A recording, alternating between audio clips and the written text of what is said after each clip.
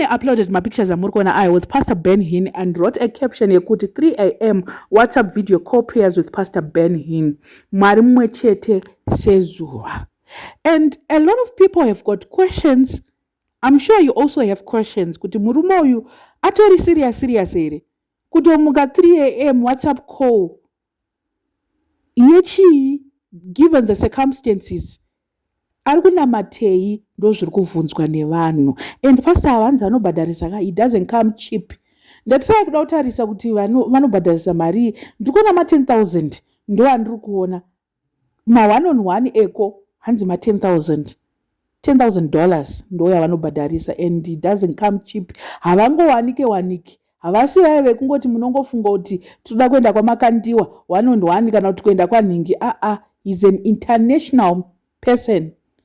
Hasi munhu wekungoti uyu ari kutonyatsosounda kunge personal, kunge vanoziyana on a personal level kana kuti vane zvavanototaura imika. And why is it kuti machurches anotargeta machurches? Why does he have to target vanhu? Ari kuitei nemachurches ndo muvhunzo. Ari kuitei murume uyu?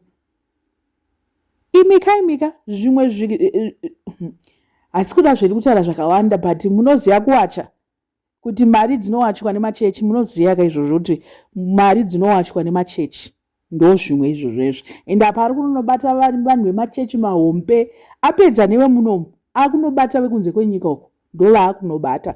Vanotonamatawo 3 o'clock vachitomuka mufunge vachitonamata. Vanenge vachinamata kuti chii? Amen. As much as he say mwari mumwe chete kuzoenda machechi 100, haunawo belief, because machurches ese anenge ane mabeliefs acho. Westill iye anozvita madzibaba. Madzibaba nemamachurches zvakatosiyana completely. Ozoti mwari mumwe chete. Aina handinyatsokanzwisise. Vanhu chimbonyatsondiudza kuti can you actually be affiliated to more than 5 churches uri munhu 1? Woti nindoenda uko ndoenda kwese mwari noti mwari mumwe chete. Can't you have a church not in? I believe in my teachings, a church E1. Pane zvimwe zvinhu zvekuti you can actually choose kuti ndoda kuenda uko neuko. But church, ameno kuti ari kutsvagei kumachechi ikoko. I don't know, but anyway, azvirambe zvakadaro. If he really believes in chipostori wholeheartedly, why does he have to go to Pentecostal churches who do the complete opposite things from apostori?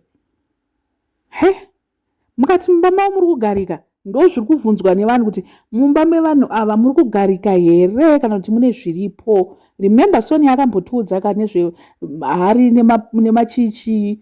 Muchiremember here kuti sisi vakambotiudza kuti chii paya? Vakatiudza zvejongwe rainhonga raidya tumuchitsanga kwechibage. Tikaudzwa zvemaAfrican hanzi anoti ornaments chii chacho. Anoziva kuti ornament chii? Artifacts chii chacho. Hanzi maAfrican artifacts ari mumba zvikantaura mushe kuti zvinhu zviri mumba ndezvechii. Hanzi kunenge kusiri kugarika kumba uku. Ndo chokwadi. Hanzi sakunonyatsobhiliva kuti kumba uku kunenge kusingagarike ndosaka achingomuvha from church to church because hakugariki. Pamwe ari kutsvaga mwana, who knows? Pamwe ari kutsvaga mbereko. Hatichaziva kuti ari kutsvaga chii kumachurches 100, because it becomes very questionable if one person is actually moved from this church to this church and machurches acho anobhadharwa. Handisi kuti chii kana kuti chii, but pane pamwe pekuti you don't have to pretend that you love God so much to us. You don't have to pretend that iwe unonamata sterei kuti darika uchimuka na 3 o'clock. Wasli amai vevana vako vari kutonhorwa. Unenge uchinamata uchiti mwari itai kuti aite sei ikoko. Aone kuti asei. Kana uri a Christian, a true Christian chaiye, you will not even spend your time doing petty things. Don't convince me that he likes God zvekutodaro. Don't.